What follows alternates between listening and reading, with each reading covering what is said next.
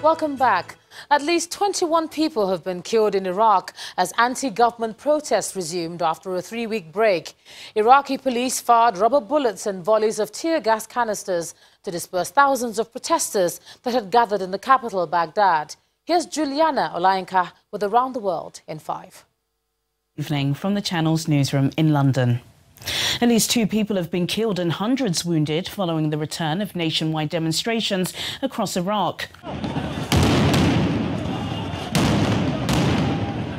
Security forces used tear gas and stun grenades to push back crowds who had marched towards government buildings in protest against corruption, unemployment and a lack of basic services.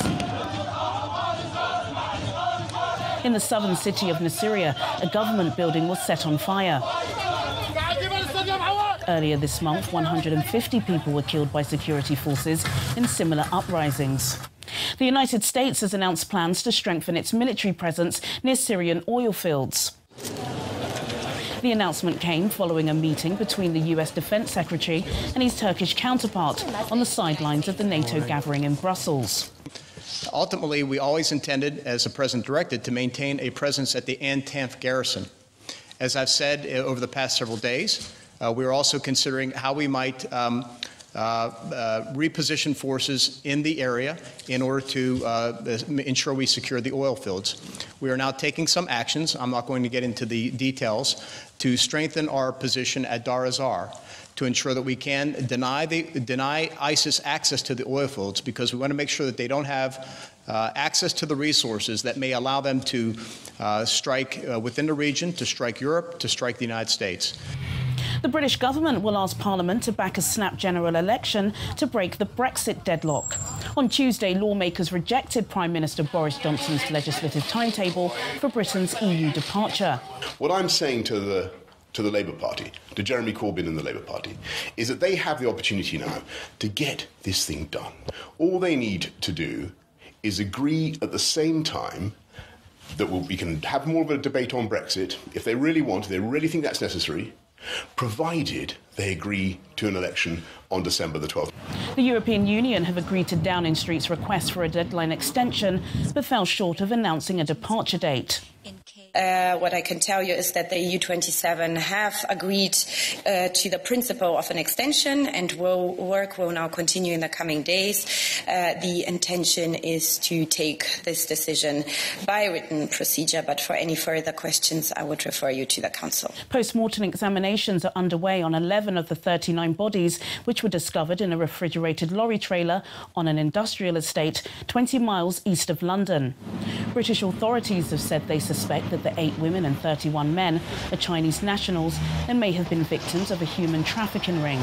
A man and a woman, both aged 38, have been arrested on suspicion of trafficking and manslaughter. The 25-year-old Northern Irish truck driver, identified as Mo Robinson, remains in custody. A convicted Russian agent is set to be released from an American prison after serving most of her 18-month sentence for conspiring to influence US political groups. Last year, Maria Butina pleaded guilty to 1 count of conspiring to act as a foreign agent and agreed to cooperate with prosecutors after attempting to infiltrate the National Rifle Association. Russia's Ministry of Foreign Affairs accused the United States of forcing Butina to make a false confession to what it calls absolutely ridiculous charges of being a Russian agent. Protests have once again paralysed Lebanon as crowds continue to demonstrate against the country's deteriorating economic conditions. Demonstrations have cut roadways, closed schools and shut banks nationwide. Emergency reform measures and an offer of dialogue with protest representatives by the president have so far failed to diffuse anger or move people from the streets. Up to 50,000 people have been evacuated from their homes as fast-moving wildfires rage through parts of California. Firefighters are struggling to contain the blaze as they engulf land and burn buildings in the north and south of the western US state. It's estimated that 10,000 structures may be threatened by the blaze. California is still recovering from wildfires last year. And finally, artists from across the world have come up with a clever idea for an alternative use to sand. As part of the annual Sondevig Sand Sculpture Festival, 40 artists were given free rein to create single sand sculpture robots and a sand sculpture wall with the theme Robot. The wall, which is 200 metres long and 7 metres high, took 10 days to construct.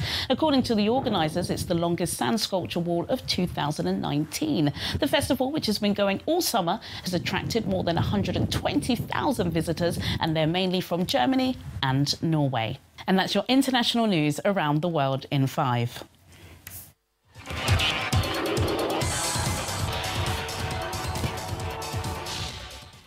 Nigeria's Golden Eaglets will begin their campaign for a record 6th title when they tackle Hungary on Saturday in the opening game of Group B in the 2019 FIFA Under-17 FIFA World Cup taking place in Brazil. Now, the 5-time world champions have arrived Guyana from Sao Paulo, where they had a 2-week training tour. Leicester City Football Club have secured their joint biggest win in the Premier League history as they trounced 10-man Southampton 9-0 at St Mary's to go second in the table. Ryan Bertrand's early red card awarded by VAR for a reckless challenge in the aftermath of Ben Chilwell's early opener proved catastrophic for the hosts. Manchester City have been dealt a fresh injury blow after manager Pep Guardiola confirmed that left-back Alexander Zinchenko and midfielder Rodri will be sidelined for a few weeks. Rodri injured his hamstring in the first half of their midweek Champions League win over Atalanta and had to be substituted. And that's a wrap in sports news. I'm Ayo Tunde.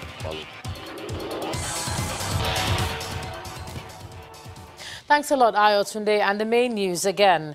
The Federal High Court in Abuja today remanded former head of the Pension Reform Task Team, Abdul Rashid Maina, and his son Faisal in prison, pending the commencement of their trial over alleged money laundering. Mr. Maina and his son pleaded not guilty to the charges. And that's the news at 10 tonight. Thanks so much for staying with us. I'm Ijoma Onyato. Do have a great weekend and good night.